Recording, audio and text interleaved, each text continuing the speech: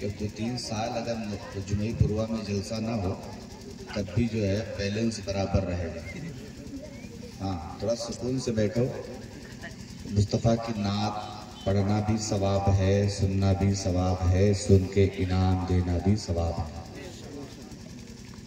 मेरे मुस्तफ़ा के ज़माने में 36 सहाबा थे जो नबी की नात, नबी का चेहरा देख कर पढ़ते थे, और उनमें सबसे बुलंद मकाम हासिल था हज़रत हस्सान बिन साबित को। जब वो नबी की नात पढ़ने के लिए खड़े होते थे ना, तो सरकार फरमाते थे हस्सान रुक जाओ। अपने कंधे से मुस्तफ़ा अपनी चादर उतारते, चादर को बिछा के मिंबर बना देते और हस्सान से कहते इस मिंबर रसूल पे खड़े होके नबी की नात पढ़ो। माशाअल्लाह माशाअल्लाह। नात पे ऐसी वैसी चीज नहीं है। आला हजरत फरमाते नात लिखना तलवार पे चलने के बराबर है। अगर थोड़ा सा ऊपर गए तो खुदा को अल्लाह से मिला देंगे, थोड़ा सा नीचे आ गए तो नबी की शान घटा देंगे, और नबी को खुदा बना दिया तब भी कुफ्र हो जाएगा, और नबी की शान घटा दिया तब भी बंदा काफिर हो जाएगा। इसलिए बहुत तेज तलवार पे जिस तरह नहीं चला जा सकता, इस तरह हर बंदा नबी की नात नहीं पढ़ सकता, नबी की नात नहीं लिख सकता। ये अल्लाह किस्मत वालों को ये एजाज अता फरमाता है। और अल्लाह का शुक्र है आपके बहराइच जिले में तो हर मोहल्ले में नात खान। हाँ, अभी नफीस भाई भी बहराइच के, दूसरे नफीस भाई भी बहराइच के, अली रजा भाई भी बहराइच के, और न जाने कितने शोरा अल्लाह ने यहाँ जन्म दिए हैं। अब थोड़ी सी मोहब्बतें आप अपने सामने रखें। एक बात अपने माँ बाप के नाम पे जोर से कह दें सुभान अल्लाह सुभान अल्लाह। कुछ लोग नहीं बोले, वो खुदा जाने किस सोच में पड़े हैं। आपका पैसा खत्म हो गया, कोई टेंशन मत लीजिए, अभी अली रजा भाई से आप जाने का किराया ले लीजिए। आपकी जबान सलामत है, आपका जिस्म सलामत है, आपकी रूह सलामत है, यही सबसे बड़ा इनाम है। और कमेटी वालों से मेरी गुजारिश है, चाय खाली स्टेज ही तक आए, नीचे नहीं आनी चाहिए। सुनिए भैया, हाँ आप लोग गुस्सा होके आए हैं घर से, हैं भैया भगाए गए हो, यही चाय पिला दीजिए। उसके बाद देखिए जलसा कराना अगर सवाब है तो जलसा सुनना भी सवाब है। कमेटी वाले समझ रहे हमने तो तीर मार दिया है, चाहे जहां लगे, ऐसा नहीं होना चाहिए। कमेटी अगर मेहनत करके वो बेचारे नौजवान लड़के जिन्होंने जलसा सजाया है वो सुबह से भाग दौड़ में लगे। हाँ, अगर जलसा करा रहे हैं तो जरा दीन की बातें सुन लेंगे तो अल्लाह डबल सवाब अता फरमाए।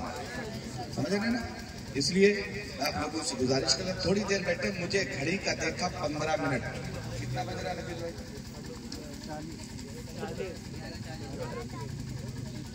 11:40 हो रहा है। कुल मिला के 11:55। इतनी देर आप मुझे अपना उधार दे दें। बात समझ में आएगी तो सुभान अल्लाह, नहीं समझ में आएगी तो मुझे 5-6 सलातो सलाम याद आए। समझ रहे? चट मंगनी पट बिया, तुरंत पढ़ेंगे और तुरंत आपको शेरनी मिलेगी, काम खत्म हो जाएगा। सिर्फ 15 मिनट आप बैठ जाइए, उसके बाद फिर इंशाअल्लाह जैसी आपकी मर्जी होगी प्रोग्राम वैसे चला लिया जाएगा। एक बार जरा ये बीच का डिवाइडर आपने बहुत अच्छा बनाया है, दाहिनी तरफ वालों जरा जोर से कह दो सुभान अल्लाह। देखो इंग्लिश में एक मकूला, एक मुहावरा कहा जाता है, opportunity knocks the door only once. English पढ़ने वाले इसका तर्जुमा जानते हैं कि मौका जिंदगी में एक बार मिलता है। इस जलसे में एक मौका हम आपको और दे रहे हैं, एक बार और दम लगा लीजिए। बाईं तरफ वाले बहुत तैयार बैठे हैं, दायां बाजू बड़ा मजबूत होता है तो अपनी मजबूती का सबूत दीजिए, जोर से कह दें सुभान अल्लाह। दाहिनी तरफ वालों चुप हो जाओ, बाईं तरफ वालों जरा तुम तैयार रहना। ये समझ रहे हैं कि दाहिना बाजू बड़ा मजबूत होता है तो हमने ज्यादा तेज आवाज निकाल दी। इनको पता नहीं है कि दाहिने बाजू को चलाने वाला दिल बाईं तरफ होता है। अगर दिल धड़कना बंद हो जाए तो सारे बाजू का काम खत्म हो जाएगा। इसलिए जरा बाईं तरफ वालों दिल की आवाज निकालो, जोर से कह दो सुभान अल्लाह।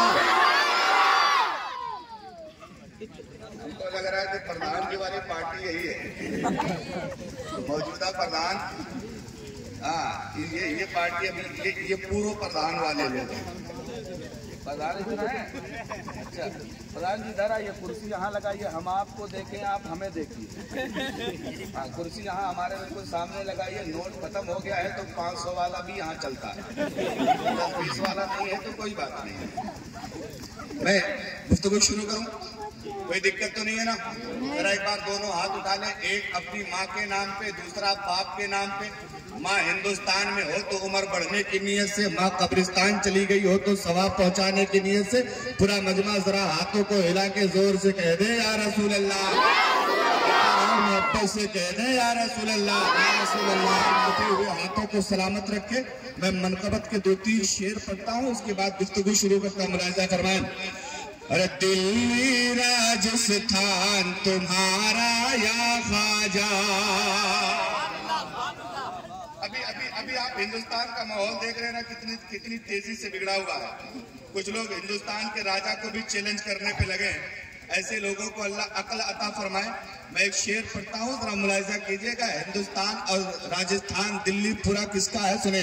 अरे दिल्ली राजस्थान तुम्हारा या ख्वाजा, दिल्ली राजस्थान तुम्हारा या ख्वाजा, दिल्ली राजस्थान तुम्हारा या ख्वाजा।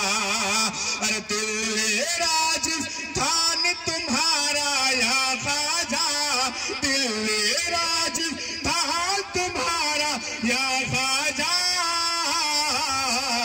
अरे पूरा हिंदुस्तान तुम्हारा या ख्वाजा, पूरा हिंदुस्तान तुम्हारा या ख्वाजा, पूरा हिंदुस्तान तुम्हारा या ख्वाजा। दिल्ली राजस्थान तुम्हारा या ख्वाजा, दिल्ली राजस्थान तुम्हारा या ख्वाजा, पूरा हिंदुस्तान तुम्हारा या ख्वाजा। और सुने, हमारी आपकी ये ख्वाजा साहब का 813वां उर्स है। 813 साल हो गए ख्वाजा साहब को दुनिया से गए, लेकिन आज भी अगर जुमईपुरवा के दिलों में ख्वाजा बसते हैं तो कुछ तो कमाल है उनके अंदर, कुछ तो कमाल है उनकी जात में। क्या कमाल है सुने। दिल्ली राजस्थान तुम्हारा या ख्वाजा, पूरा हिंदुस्तान तुम्हारा या ख्वाजा। अरे हिंद में 90 लाख को कलमा पढ़वाया, हिंद में 90 लाख को कलमा पढ़वाया, हिंद में 90 लाख को कलमा पढ़वाया, हिंद में 90 लाख का कलमा पढ़वाया, हिंद में 90 लाख का कलमा पढ़वाया। हम पर है, तुम पर है, सब पर है एहसान तुम्हारा या ख्वाजा, सब पर है एहसान तुम्हारा या ख्वाजा। दिल्ली राजस्थान तुम्हारा या ख्वाजा, पूरा हिंदुस्तान तुम्हारा या ख्वाजा, दिल्ली राजस्थान तुम्हारा या ख्वाजा। एक शेर सुनिए। हिंदुस्तान की हुकूमत कितने साल रहती है? 5। दोबारा फिर जनता ने चुना तो फिर डबल हो सकता है, लेकिन अगर नहीं चुना तो मुश्किल से 5 साल। लेकिन मेरे ख्वाजा 800 साल से हिंदुस्तान के बादशाह थे, हैं और कयामत तक रहेंगे। अच्छा, वो ऐसी हुकूमत है जो बदलती नहीं है। और बदले कैसे? उनको हम और तुम अगर वोट दे के बनाए होते ना, तब हम सरकार उनकी गिरा देते। उनको तो मेरे मुस्तफा ने सरकार बना के भेजा है, मेरे नबी ने भेजा है हिंदुस्तान की तरफ। इसका मतलब है कि मुस्तफा के हिंदुस्तान के लोगों से खास मोहब्बत है, अभी तो उनको हिंदुस्तान भेजा है। अब सुने जरा, एक अरीजा पेश करते हैं ख्वाजा सरकार की बारगाह में। क्या अरीजा सुने। हम सबको, तुम सबको, हम सबको तैबा की गलियां दिखला दो। अरे हम सबको तैबा की गलियां दिखला दो, हम सबको तैबा की गलियां दिखला दो, हम सबको तैबा की गलियां दिखला दो, हम सबको तैबा की गलियां दिखला दो। होगा बड़ा, होगा बड़ा, होगा बड़ा एहसान तुम्हारा या ख्वाजा, होगा बड़ा एहसान तुम्हारा या ख्वाजा, होगा बड़ा एहसान तुम्हारा या ख्वाजा। दिल्ली राजस्थान नारे रिसालत मसलके आला हजरत ख्वाजा का हिंदुस्तान, हिंदुस्तान का सुन्नी मुसलमान। नारे तकबीर, नारे राजस्थान तुम्हारा या ख्वाजा, पूरा हिंदुस्तान तुम्हारा या ख्वाजा। और आखिरी शेर अकीदत का शेर है, जरा जोर से कह दे सुभान अल्लाह। तुम पर है एहसान मदीने वाले का या ख्वाजा, तुम पर है एहसान मदीने वाले का, तुम पर है एहसान मदीने वाले का। अरे तुम पर है एहसान मदीने वाले का, तुम पर है एहसान मदीने वाले का। हम पर है, हम पर है, हम पर है एहसान तुम्हारा या ख्वाजा, हम पर है एहसान तुम्हारा या ख्वाजा। दिल्ली राजस्थान तुम्हारा या ख्वाजा, पूरा हिंदुस्तान तुम्हारा या ख्वाजा। दुरूद पाक अल्लाहुम्मा सल्ली अला सय्यदना मौलाना मोहम्मद बारिक वसल्लम सलातो व सलाम अलैहि या रसूल। भैया थोड़ा सा इको कम कर दे, लल्ला माइक वाला इको कम कर दो, आवाज बढ़ा दो जितनी बढ़ता है, जहां तक सीटी ना मारे इको कम कर दो थोड़ा सा। अब थोड़ी सी तवज्जो करना, हम जिसके उर्स में आए ना उसकी जात कितने कमाल वाली है, इतनी कमाल की जात है कि तकरीबन 537 हिजरी में ख्वाजा साहब पैदा हुए। जिस जगह पैदा हुए उस जगह का नाम था संजर, इसलिए ख्वाजा साहब को संजरी भी कहा जाता। संजर नाम था, संजर जहां ख्वाजा साहब पैदा हुए। और ख्वाजा साहब के बाप का नाम है सैयद गयासुद्दीन, ख्वाजा साहब के दादा का नाम है सैयद कमालुद्दीन, ख्वाजा साहब की अम्मा का नाम है उम्मुल वरा, उम्मुल वरा। और ये उनकी माँ कौन है पता है? गौसे आजम की सगी चचेरी बहन, गौसे आजम की सगी चचेरी बहन जो है वो ख्वाजा साहब की अम्मी है, उनका नाम है उम्मुल वरा। अब थोड़ी सी तवज्जो करना, जिस जगह पे ख्वाजा साहब पैदा हुए, जिस जगह पे ख्वाजा साहब की विलादत हुई, उस जगह का नाम है संजर। 537 हिजरी है।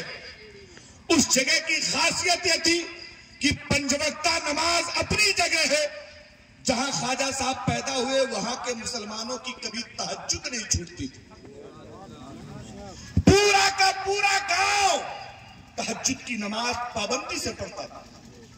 किसी की तहज्जुद की नमाज नहीं छूटती, अगर कभी छूट जाती तो बंदा पूरा दिन रो रो के अपने रब से माफी मांगता था, परवरदिगार आज मेरी तहज्जुद की नमाज छूट गई।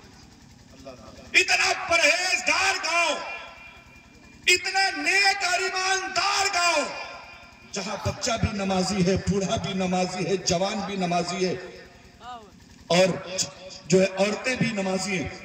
पूरा का पूरा गांव नमाज पढ़ रहा है। और ख्वाजा साहब के खानदान में जितने लोग आए सब के सब जबरदस्त वली और जबरदस्त आलिम बना के अल्लाह ने पैदा किया। अब सुने, थोड़ा सुनते जाइए। मैं इधर उधर के चुटकुले सुनाने का आदी नहीं, वरना मैं चुटकुला सुना पाता। मैं एक तारीख जो आपके सामने रखने जा रहा हूं, शायद इससे पहले आपको पता ना रही होगी। तवज्जो करना, ख्वाजा साहब की जात के लिए आपने पैसे खर्च किए, कौन है ख्वाजा, जरा सुनिए। 537 हिजरी में ख्वाजा साहब जब संजर की सरजमीन पे पैदा हुए तो एक आदमी आधी रात में उठा, उठ के बाहर निकला तो क्या देखता है, आसमान पे चारों तरफ रोशनी है, पूरा आसमान रोशनी से भरा हुआ है, पूरा संजर इलाका सफेदी सफेदी नजर आ रही है। लोग परेशान हो गए। वो कहने लगा, भाई ऐसा लग रहा है कि मेरी आज तहज्जुद की नमाज छूट गई है, ये तो सुबह का टाइम हो गया है, फजर का टाइम हो गया है। उसने अपने पड़ोसी का दरवाजा खटखटा के जगाया और कहने लगा, मेरा भाई क्या तूने तहज्जुद की नमाज पढ़ ली? वो कहने लगा, नाना मैंने तो नहीं पढ़ी है। बोले, जरा बाहर निकल के देखो, सुबह नमूदार हो गई है, फजर का टाइम हो गया है, आज हम लोगों की तहज्जुद की नमाज छूटी। एक एक करके पूरा मोहल्ला जग गया, एक एक करके पूरा गांव जग गया। सारे लोगों को हैरत हो रही है, आखिर इतनी जल्दी रात कैसे खत्म हो गई? अभी तो हम सोए थे कि फौरन रात में सफेदी कैसे नमूदार हो गई, फजर का टाइम कैसे हो गया है। लोग सोच में पड़ गए। एक आदमी की तहज्जुद छूट जाए समझ में आता है, 2-4 लोगों की छूट जाए समझ में आता है, पूरे गांव के लोगों की कैसे छूट गई है। इसी शशेपंज में थे कि क्या देखते हैं। एक बंदा कहता, अच्छा देखो जरा पता लगाओ ये रोशनी निकल कहां से रही है, ये रोशनी आ कहां से रही है। तो जब पूरा संजर इकट्ठा होके गया है तो क्या देखता है, जामा मस्जिद के पीछे कोई घर है, उसी घर से ये रोशनी निकल रही है, उसी घर से ये उजाला निकल रहा है। जब सारे लोग इकट्ठा होके जामा मस्जिद के पीछे पहुंचे तो क्या देखते हैं, एक घर है जिस घर के मालिक का नाम सैयद गयासुद्दीन है, उन्हीं के घर से ये रोशनी निकल रही है, उन्हीं के घर से ये उजाला निकल रहा है, उन्हीं के घर से ये चमक निकल रही है। लोगों ने दरवाजा खटखटाया और पूछा, हो गयासुद्दीन बताओ तो सही, आगे तुम्हारे घर से रोशनी क्यों निकल रही है? सैयद गयासुद्दीन कहते हैं, ओ दुनिया वालों, तुम्हें पता नहीं है, आज मेरे घर पे मोइनुद्दीन पैदा हो गया है, आज मेरे घर पे मोइनुद्दीन पैदा हो।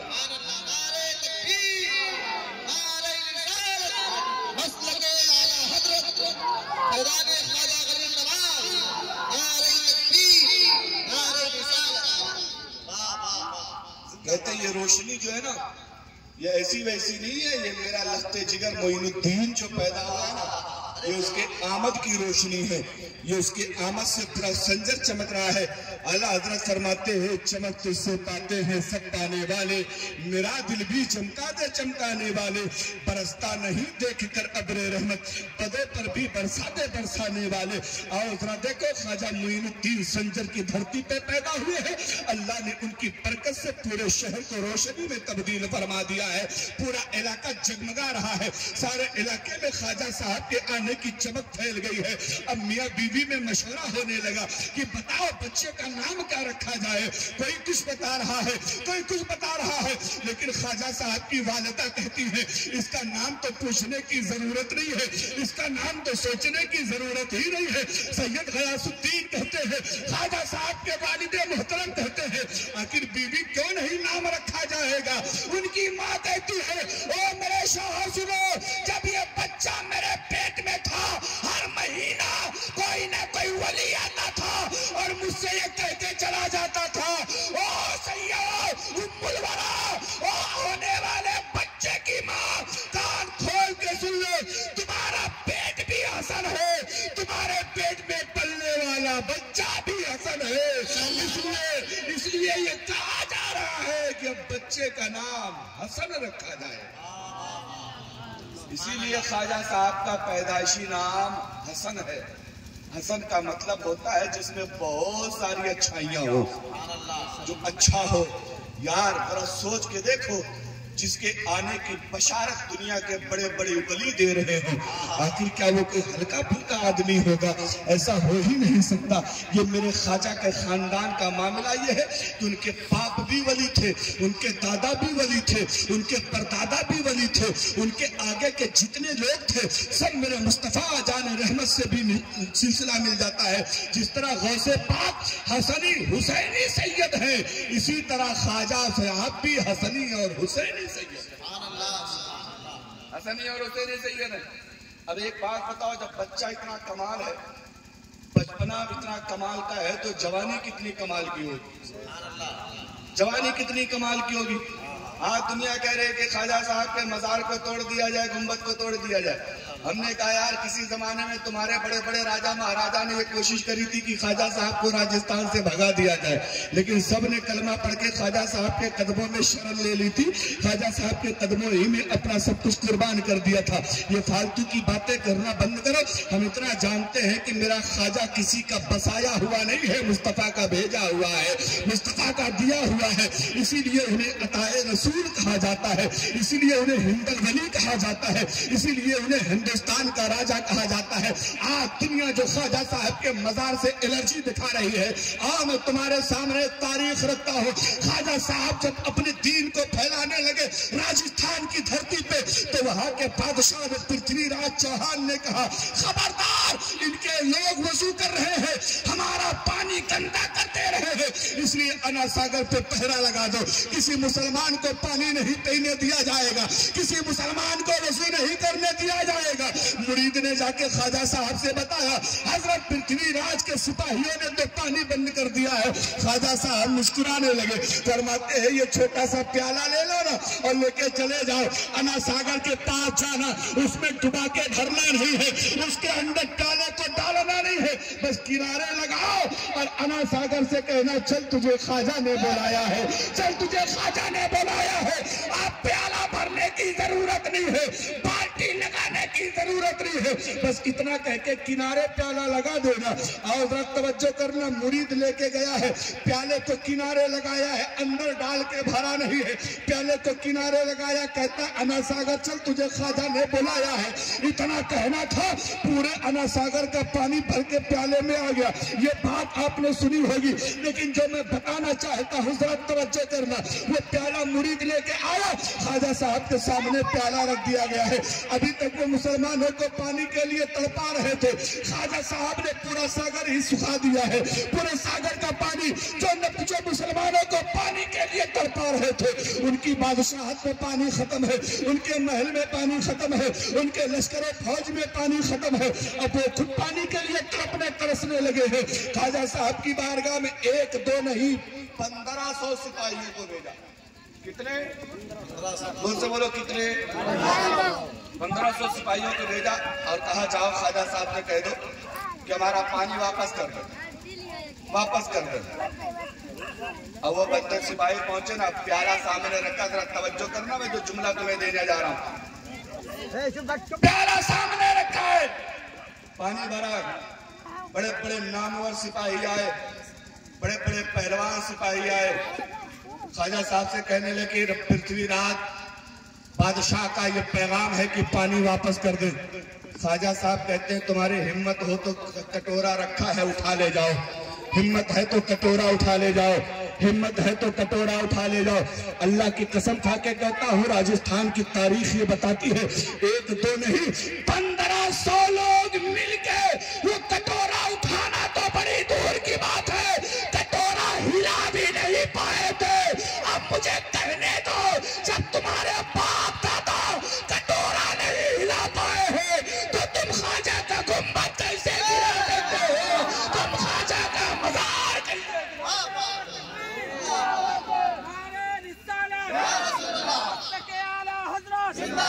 ख्वाजा का हिंदुस्तान जिंदाबाद, ख्वाजा का हिंदुस्तान जिंदाबाद, ख्वाजा गरीब नवाज जिंदाबाद, ख्वाजा गरीब नवाज जिंदाबाद, नारे तकबीर जिंदाबाद, नारे रिसालत। मेरे भाई 1500 लोग मिलके जब कटोरा नहीं हिला पाए, तो जरा सोच के देखो, तो ख्वाजा का गुंबद तो बहुत बड़ा है, उसको कैसे हिला सकते हो? हम तो कह रहे हैं किसी दिन छेड़ दो, बस मजा ही आ जाए। अल्लाह अल्लाह। फिर तो ख्वाजा साहब का जलाल उस वक्त देखा था। अच्छा एक बात बताओ यार, वो ख्वाजा साहब जब वहाँ बैठे थे ना, एक पेड़ था, पेड़ जहाँ बादशाह के ऊंट बैठा करते थे, ख्वाजा साहब जब गए पहले पहले राजस्थान में तो पेड़ के नीचे साया था, वहीं बैठ गए। राजा के पहरेदार आए, सिपाही आए, कहां से? यहाँ, उठो भागो।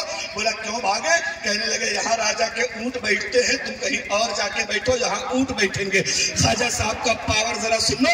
आज जो लोग बकवासे कर रहे हैं उन्हें कर दे दो, उससे घबराने और डरने की जरूरत नहीं है। आओ जरा सुनो। ख्वाजा साहब कहने लगे भैया हम तो यहाँ बैठे हैं, तुम ऊंट कहीं और बैठा लो। वो कहने लगे नाना यहीं से उठाओ, यही ऊंट बैठाए जाएंगे। ख्वाजा साहब अपने मुरीदों के साथ उठे और जाते जाते कह गए ऊंट ही बैठेंगे, ऊंट ही बैठेंगे। अब ऊंट बैठ गए हैं। अब जब सुबह ऊंटों को उठाया जा रहा है तो एक भी ऊंट उठ नहीं रहा है। मारते मारते सब परेशान है, लेकिन ऊंट बैठ गया तो बैठ गया। अब जब ये खबर राजा के पास पहुंची, राजा ने पूछा अच्छा बताओ शुरू से मामला क्या है? कहने लगे कोई बाबा आदमी था, वो पेड़ के नीचे बैठा था, हमने उसको उठा के बैठा दिया है, उठा के भगा दिया है, हमने अपने ऊँटों को वहां बैठा दिया है। कहने लगे अच्छा बताओ तो सही, उस बाबा ने क्या कहा था? क्या कहा था? सिपाही कहने लगे बाबा ने ये कहा था जाओ ऊँट ही बैठेंगे, ऊँट ही बैठेंगे। तब से ऊँट उठ नहीं रहे हैं, सारी बादशाह परेशान है, लेकिन ऊँट उठने का नाम नहीं ले रहे। यार मेरे भाई, जो ख्वाजा के बैठाए ऊँट को नहीं उठा सकते हैं, वो ख्वाजा के बसाए मुसलमानों को कैसे लगा सकते हैं? वो ख्वाजा के बसाए मुसलमानों को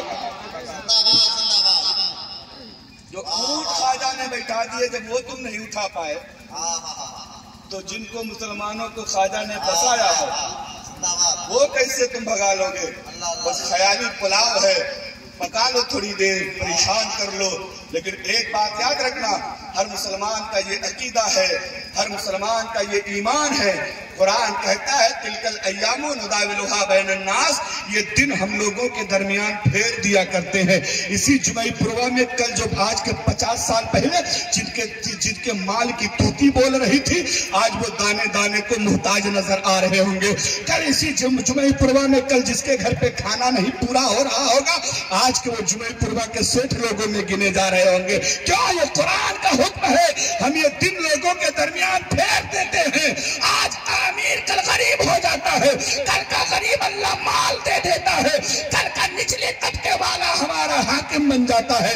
इतना याद रखो, ये वक्त है, सब्र कर लो, और जो सब्र करता है उसके साथ अल्लाह हो जाता है, जो सब्र करता है उसके साथ खुदा होगा। इसलिए ज्यादा परेशान होने की जरूरत नहीं है। बस एक ईमान रखें, अल्लाह जो करता है अच्छा करता है। अल्लाह जो करता है अच्छा करता है। जोर से बोलो जो करता है। तुम लोग बोलो चल रहे थे ना, जो करता है अच्छा करता। पता है इसी पे एक बात याद आ गई, सुने। अल्लाह जो करता अच्छा करता। एक बादशाह था ना, उसके यहाँ एक बड़ा नेक और पारसा वजीर रहता था। बहुत नेक एक मंत्री था। कोई भी बात बने तो, बिगड़े तो, दुख हो, तकलीफ हो, सुकून हो, खुशी हो, दौलत हो, गरीबी हो, कुछ भी हो, वो हमेशा कहता था अल्लाह जो करता है। आप भी बोल लो अल्लाह जो करता है। आप यहाँ बैठे हैं, कुछ लोग उठ के चले गए तो अल्लाह जो करता है अच्छा करता है। एक दिन बादशाह की ऊँगली कट गई और वो मंत्री बादशाह का वही बड़ा वजीर वही बैठा था। अब बादशाह ने कहा भाई वजीर साहब देखो मेरी उंगली कट गई। बस वो कह रहा अल्लाह जो करता है। अब पहले के बादशाह थोड़ा सा सनकी होते थे ना, वो कह रहा अरे इसको देखो हमारी उंगली कटी, हमारा खून गिर रहा, और ये कह रहा अल्लाह जो करता है अच्छा करता है। उठाया, लेटर मंगाया, चलो जाओ तुम बर्खास्त। नौकरी से निकाल दिया, भगा दिया। अब नौकरी से निकाला ना, वो जाते जाते भी कह गया अल्लाह जो करता है अच्छा करता है, चला गया। अब जरा देखो अल्लाह जो करता अच्छा करता कैसे करता। अब वो बंदा चला गया, अपने कामकाज में लग गया। इधर बादशाह एक दिन शिकार करने के लिए जंगल में घोड़ा दौड़ाया और शिकार का पीछा करते करते करते करते इतनी दूर निकल गया कि अपनी सरहद छोड़ के दूसरे की सरहद में घुस गया। और जब दूसरे के मुल्क में घुसेंगे तो वहां के सिपाहियों को पकड़ लेंगे। अब दूसरे बादशाह के सिपाहियों ने पकड़ लिया और पकड़ के उसको लेके चले गए बादशाह के पास और कहने लगे बादशाह सलामत, ये हमारी सरहद में घुसाया है। तो बादशाह कहने लगा बड़ा अच्छा हुआ कि ये आ गया, क्यों आज हमारा त्योहार का दिन है और हर त्योहार के दिन हम एक आदमी की बलि चढ़ाते हैं। इस बार तो बलि का बकरा मिल गया है, अब अपने मुल्क का कोई नहीं मारा जाएगा, बाहर से इंतजाम हो गया। अब वो दिल ही दिल में मरने लगा, हाय रे मेरे बाप, मैं आया था हिरन मारने, शिकार करने में खुद ही शिकार बन गया, खुद ही शिकार बन गया। दिल ही दिल में बिल्कुल तड़प रहा है कि अब तो जान गई, अब तो जान गई। लेकिन वहां का एक नियम ये था कि पहले पूरा बदन चेक होता था, कहीं कोई दाग तो नहीं है। कुर्बानी साफ सुथरे आदमी की दी जाती है, पूरा बदन चेक कर लिया, कहीं कोई दाग नहीं। राजा भी खुश, सिपाही भी खुश कि इस साल अपने मुल्क का कोई बंदा नहीं मरेगा, बाहरी मुल्क का आदमी आ गया है, इसी की बलि चढ़ा दी जाएगी। जब देखते देखते हाथ चेक करने की बारी आई, जब उंगली को देखा तो उंगली कटी हुई थी, उंगली कटी हुई थी, कटे का निशान बना था। अब सिपाही का चेहरा मुरझा गया, बादशाह से कहने लगा, हुजूर इसमें तो ऐब है, इसकी तो बलि हो ही नहीं सकती, इसकी तो कुर्बानी हो ही नहीं सकती। बादशाह कहता है जब ये ऐब वाला है तो इसको छोड़ दो, जहां से आया है चला जाए। अब ये बंदे को छोड़ा तो भागते भागते अपनी बादशाहत में आया, तख्त पे बैठा।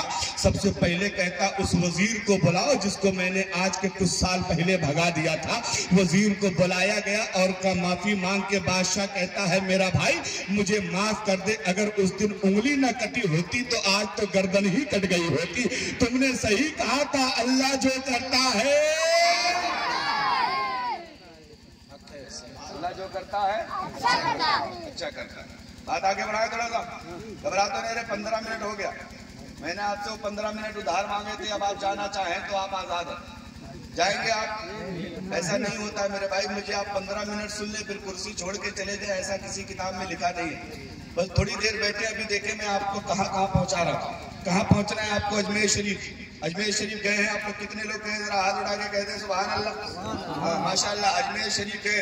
हमारा नौजवान तो इतना काबिल है ना कि अजमेर शरीफ जाता, अम्मा दवा के लिए तड़पती रहे लेकिन बीवी के साथ पहली सीट जरूर बुक करवा लेता। अब्बा खांसते खांसते मरे जा रहे हैं, नानपारा ले जाके उसको चेकअप कराने की नौबत नहीं आती है। बाप का चेकअप कराने के लिए पैसे नहीं देते और बीवी के लिए 3 महीना पहले टिकट बुक करवा लेता। हर नौचंदी बीवी को पल्सर पे बैठाता है, लेके जमजम का हलवा पराठा खिलाने के लिए बहराइच लेके पहुंच जाता है, लेकिन माँ बीमार पड़ी है, उसको नानपारा के अस्पताल में ले जाने की मोहलत नहीं मिलती। एक बात जुमैपुरवा वालों में कैमरे के सामने करो, अल्लाह की कसम खा के कहता हो कि दुनिया के बाबा के पास, दुनिया में जिस बाबा के पास चाहो जा सकते हो, जितने चक्कर चाहो लगा सकते हो, लेकिन दुनिया का बाबा तब तक राजी नहीं होगा जब तक घर में तेरे माँ बाप राजी नहीं हो जाएंगे। और जिस दिन तेरे माँ बाप राजी हो जाएंगे दुनिया का हर बाबा राजी होगा। तुम तो बाबाओं के चक्कर में अपने माँ बाप को नाराज किए पड़े हो। एक बात बताओ, जितनी बीवी से मोहब्बत करते हो, बीवी से मोहब्बत करना मुस्तफा की सुन्नत है, करनी चाहिए, लेकिन बीवी के चक्कर में माँ बाप को छोड़ देना यह बहुत बड़ा गुनाह है। और मैं मुस्तफा की एक हदीस पढ़ के आगे बात बढ़ाता हूँ। मुस्तफा जाने रहमत फरमाते हैं, मेरा उम्मती अगर गरीब है, मक्का जाने का पैसा नहीं है, मदीना जाने का पैसा नहीं है, नबी का रोजा देखने की हिम्मत नहीं है, जहाज का टिकट खरीदने के लिए इस्तिताअत नहीं है, और वहां का वीजा लगवाने के लिए ज़ाते राह का इंतजाम करने के लिए तुम्हारे पास पैसा नहीं है, तुम गरीब हो, तो मुस्तफा जाने रहमत फरमाते अगर घर में माँ जिंदा है, सुबह उठो, मोहब्बत से माँ का चेहरा देख लो, अल्लाह तुम्हें एक हज का सवाब अता फरमा दे। अगर माँ बाप वाले हो तो जोर से कह दो सुभान अल्लाह। एक हज का सवाब। एक साहबी खड़े हो गए, अर्ज करने लगे, या रसूल अल्लाह, अगर कोई 2 बार माँ का चेहरा देख ले तब? नबी फरमाते हैं 2 हज का सवाब। एक तीसरे बंदे ने पूछा, अगर कोई 3 बार देख ले माँ का चेहरा तब? नबी फरमाते 1 बार, 2 बार, 4 बार की कोई कैद नहीं है, अल्लाह के खजाने में कोई कमी नहीं है। कोई 1000 बार भी देख ले तो अल्लाह उसे 1000 हज का सवाब अता फरमाए। अभी ईमानदारी से बताओ, माँ का चेहरा 1 बार देख लो, हज का सवाब, और बीवी का चेहरा मेकअप करा के घूर घूर के देखो तो लक्कड़ बाबा भी जाने का सवाब। हाँ, मजाक नहीं कर रहा हूं। इसलिए माँ का अदब किया करो, माँ का एहतराम किया करो। माँ की बात माना करो। अगर ख्वाजा साहब के पक्के दीवाने हो तो ख्वाजा साहब ने जिंदगी में कभी झूठ नहीं बोला, तुम भी मत बोलो। अगर ख्वाजा साहब से सच्ची मोहब्बत है तो ख्वाजा साहब ने कभी किसी को धोखा नहीं दिया, तुम भी मत दो। अगर ख्वाजा साहब से सच्ची अकीदत है तो ख्वाजा साहब ने कभी नमाजें नहीं छोड़ी, तुम भी मत छोड़ो। अगर ख्वाजा साहब से तुम्हें सच्चा प्यार है तो माँ बाप का ख्वाजा साहब ने बड़ा अदब किया है, तुम भी करो। अगर ख्वाजा साहब से सच्ची मोहब्बत है तो ख्वाजा साहब ने दीन फैलाया है, तुम भी कोशिश किया करो। अगर दीन फैला सकते हो तो फैलाया करो, वरना जो लोग दीन फैलाते हैं उनका साथ दिया करो, उनके साथ रहा करो। आओ जरा तवज्जो करना, मेरे ख्वाजा का कमाल क्या है, मेरे ख्वाजा की शान क्या है, मेरे ख्वाजा का मर्तबा क्या है, मेरे ख्वाजा का मकाम क्या है। अल्लाह की कसम खा के कहता हूँ, ख्वाजा को अल्लाह ने इतना कमाल दिया था, मेरे ख्वाजा की जबान से जो जुमले निकलते थे अल्लाह उसे पूरा कर देता था। मेरे ख्वाजा की जबान से जो बात निकलती थी अल्लाह उसे कबूल कर लेता था। मेरे ख्वाजा जो कहते थे अल्लाह उसे मान लिया करता था। आओ जरा तवज्जो करना, कैसे मानता था, कैसे मानता था। ये अजमेर की धरती है, अजमेर की धरती पे एक बहुत बड़ा देव रहता था। देव उसका काम ये था कि अजमेर वालों से हर साल एक कुंवारी लड़की की कुर्बानी लेता था। कुंवारी लड़की कुर्बान कर दी जाती तो पूरा साल अजमेर शहर जो है बड़े चैन सुकून से रहता था। और जिस साल लड़की की कुर्बानी नहीं दी जाती उस साल पूरे अजमेर में आतंक फैला देता था। वो इतना बड़ा बदतमीज देव रहता था। आखिर जब ख्वाजा साहब ने अजमेर की धरती पे अपना जलवा बिखेरा, आखिर वो दिन आया जिस दिन लड़की को कुर्बानी देना है। ख्वाजा साहब ने पूछा, बताओ अजमेर वालों ये कैसा मजमा लगा है। अजमेर वाले कहने लगे, हुजूर आज एक देव को कुर्बानी देना है, एक लड़की को कुर्बान करना है। ख्वाजा साहब ने जब पूरा मामला जाना तो जानने के बाद कहते, अजमेर वालों इस साल कुर्बानी नहीं देना, कुर्बानी नहीं देना। अजमेर वाले कहने लगे, हुजूर हमारे ऊपर तो बड़ी मुसीबत आ जाएगी, अगर हमने कुर्बानी नहीं दिया तो पूरे साल अजमेर में बड़ी तबाही रहेगी। ख्वाजा साहब कहने लगे, इज्जत देने वाला जिल्लत देने वाला अल्लाह है, घबराने की जरूरत, टेंशन मत लो। जब कुर्बानी का टाइम आए, देव कुर्बानी लेने आए तो मुझे बता देना, मुझे बता देना। जरा तवज्जो करना, जब देव जैसे लोग ख्वाजा साहब के सामने आ रहे हैं तो नहीं टिक पा रहे हैं, ये बेचारे दुई कौड़ी वाले कहां से टिक जाए। आओ थोड़ी सी तवज्जो करो जरा। अब वो कुर्बानी देने की बारी आई तो लड़की को सजा धजा के अना सागर के किनारे ले जाया गया कि अभी देव आएगा। देव अना सागर के उस पार रहता था, लड़की को इस पार कुर्बान किया जाता। वहां से एक पैर बढ़ाता था तो सागर के इस पार आ जाता। अब जरा सोच के देखो कितना ताकतवर। वो कोई, आपको क्या लगता है कि वो कोई छोटा मोटा तालाब है यार? वो इतनी बड़ी झील है कि पूरे अजमेर शहर को पानी वहीं से सप्लाई होता है। इतनी बड़ी झील है कि हजारों करोड़ों लीटर पानी उसमें है। और इतना बड़ा है कि आप चलते रहो तो बहुत टाइम लग जाएगा। स्टीमर से घूमो तो 10, 15, 20 मिनट लग जाता इस पार से उस पार पहुंचने में। इतनी बड़ी झील है। देव इधर से पैर बढ़ाता इधर आ जाता, इतना ताकतवर है। अब ख्वाजा साहब ने लड़की सामने है, ख्वाजा साहब कह रहे हैं कि कुर्बानी नहीं मिलेगी। वो कहने लगा, तुम्हारा नाम क्या है? बोले, मुझे मोइनुद्दीन कहते हैं। कहाँ से आए हो? मदीने से आया हूँ। क्या करने आए हो? नबी का दीन फैलाने आया, नबी के दीन को फैलाने के लिए आया हूँ। कहने लगा, तुम मुझे जानते नहीं हो, हट जाओ वरना तबाह बर्बाद कर दिए जाओगे। क्या तुम्हें डर नहीं लगता? ख्वाजा साहब कहने लगे, जो खुदा से डरता है वो दुनिया में किसी से नहीं डरता है, और तुम मुझे धमकी देने की कोशिश मत करो, तुम्हें जो करना है कर लो। कहने लगा, मैं पूरा अजमेर पलट के रख दूंगा। ख्वाजा साहब ने जूता आगे बढ़ाया कि पहले जूता तो पलट के दिखा दे। पूरा अजमेर बाद में पलटना, पहले मेरा जूता तो पलट के दिखा दे।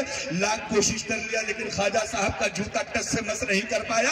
अब वो कहने लगा, बाबा तुम हो कौन? बताओ तो सही, आखिर तुम्हारे अंदर इतनी ताकत, इतनी पावर कहाँ से मिलती है? ख्वाजा साहब कहने लगे, अपनी बकवास बंद कर ले, मैं नबी का दीन फैलाने आया हूँ, तुझे इस्लाम की दावत देता हूँ, कलमा पढ़ ले मुसलमान हो जा। कहने लगे, कलमा पढ़ ले मुसलमान हो जा। वो कहने लगा, हुजूर मैं कैसे मुसलमान हो सकता हूँ? मैं तो काफिर हूँ, काफिर। वो कहने लगे, जो ईमान में दाखिल हो जाता है, मुसलमान हो जाता है, उसके सारे गुनाहों को माफ कर दिया जाता है। अब वो देव कहने लगा, अच्छा बताइए कि अगर मैं मुसलमान हो गया तो मुझे मिलेगा क्या? क्या मिलेगा, क्या फायदा?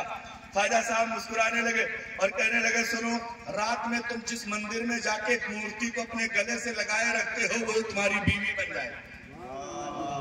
अब ये कहने लगा, अरे बाप रे बाप, इनको कैसे पता चला? अब हुआ क्या था मालूम?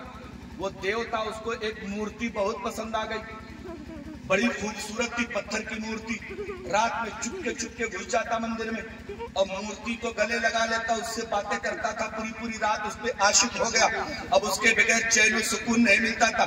ख्वाजा साहब ने उसी कमजोर नस पे उंगली रख दी और कहा, रात वाली तेरी हो जाएगी, तू कलमा पढ़ ले। कहने लगा, हजरत एक बात तो बताओ, आपको कैसे पता चला मैं कहाँ जाता हूँ?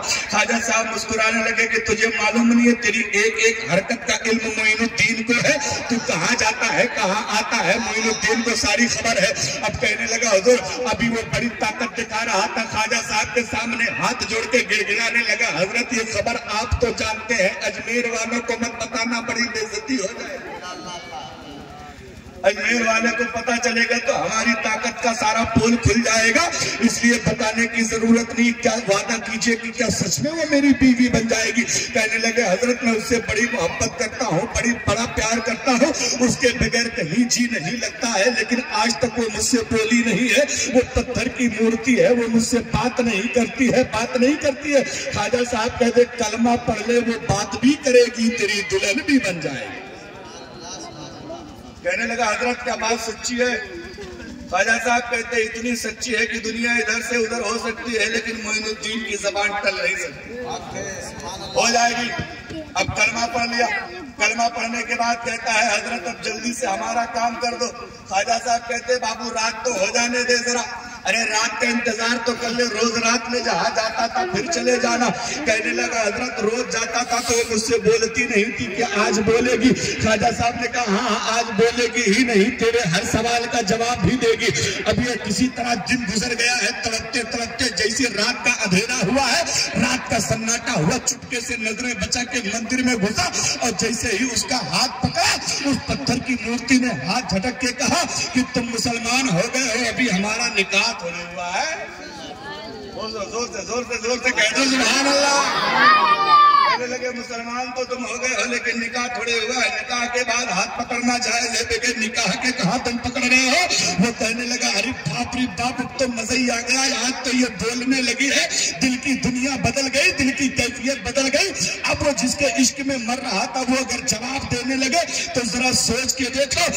आपको इसको समझना हो तो एक नौजवान अगर किसी लड़की के चक्कर में पड़ा हो, वो लड़की उसको भाव ना देती हो, किसी दिन देख के मुस्कुरा दे, तो नौजवान दिन दहाड़े नाली में गिर जाता है, जान ही नहीं पाता है कि रोड पे पैर रख रहा हूं कि नाली पे रख रहा हूं। यार ये दुनिया का फानी इश्क है, जरा सोच के देखो। रात के अंधेरे में उस मूर्ति को पाने के लिए इतनी तमन्ना लेके तड़प रहा था, आज उसने बोल दिया तो दिल बिल्कुल गदगद हो गया है। कहने लगा, अब यहाँ रहने की जरूरत नहीं है, चलो तुम्हें मेरे ख्वाजा ने बुलाया। सुभान अल्लाह। अब इतना सुनते ही ना वो पत्थर की मूर्ति अपनी जगह को छोड़ दिया और एक खूबसूरत औरत बन के ख्वाजा की बारगाह में हाजिर हो गई। ख्वाजा की बारगाह में हाजिर हो गई। ख्वाजा की बारगाह में हाजिर होने के बाद कहने लगी, हुजूर जब आपने जान डाले ही दिया है, इंसान बना ही दिया है, तो फिर इधर उधर भटकना कैसा? कलमा पढ़ा के मुसलमान बना दीजिए। ख्वाजा साहब ने कलमा पढ़ाया, मुसलमान बनाया। वो ताक में लगा है, कहने लगा, हजरत अब तो मामला ठीक हो गया है, अब तो जरा एक निकाह पढ़ा दीजिए। ख्वाजा साहब ने दोनों को निकाह पढ़ाया, मियाँ बीवी का दर्जा दे दिया।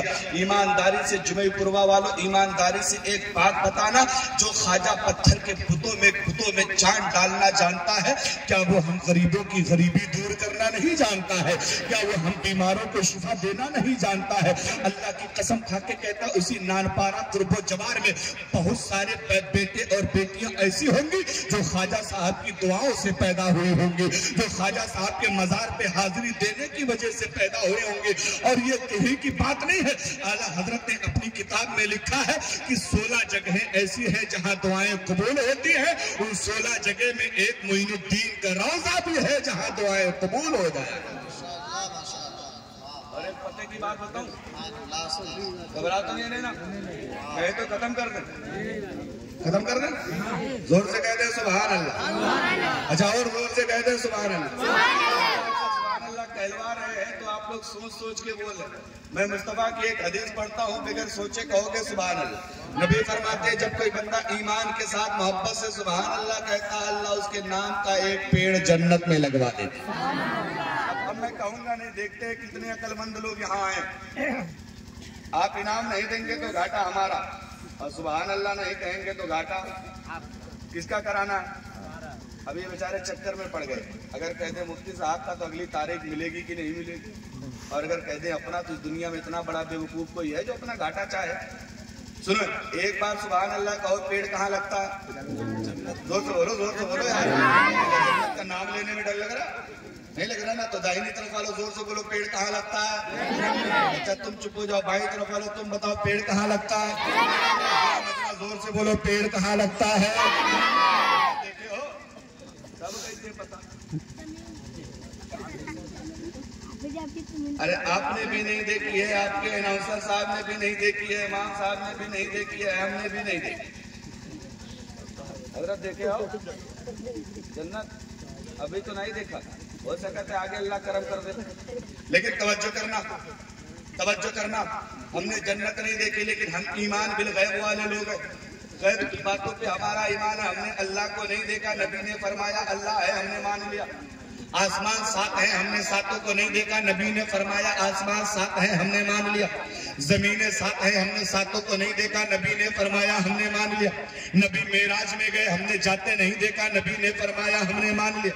नमाजों का तोहफा लेकर आए, हमने लाते नहीं देखा, नबी ने फरमाया हमने मान लिया। कुरान के 30 पारे अल्लाह के नबी पे उतरे, हमने उतरते नहीं देखा, नबी ने फरमाया हमने मान लिया। हजरत जिब्रील नबी की बारगाह में 24,000 मरतबा आए, हमने आते नहीं देखा, नबी ने फरमाया हमने मान लिया। नबी मक्का से हिजरत करके मदीना गए, हमने जाते नहीं देखा, नबी ने फरमाया हमने मान लिया। नबी ने खाने काबा का चक्कर लगाया, हमने लगाते नहीं देखा, नबी ने फरमाया हमने मान लिया। नबी ने कुरान पाक लोगों को सुनाया, हमने सुनाते नहीं देखा, नबी ने फरमाया मान लिया। नबी ने नमाजें पढ़ी, हमने नमाज पढ़ते नहीं देखा, नबी ने फरमाया हमने मान लिया। नबी ने रोजा रखा, हमने रखते नहीं देखा, नबी ने फरमाया हमने मान लिया। नबी के 11 निकाह हुए, हमने किसी निकाह को नहीं देखा, नबी ने फरमाया हमने मान लिया।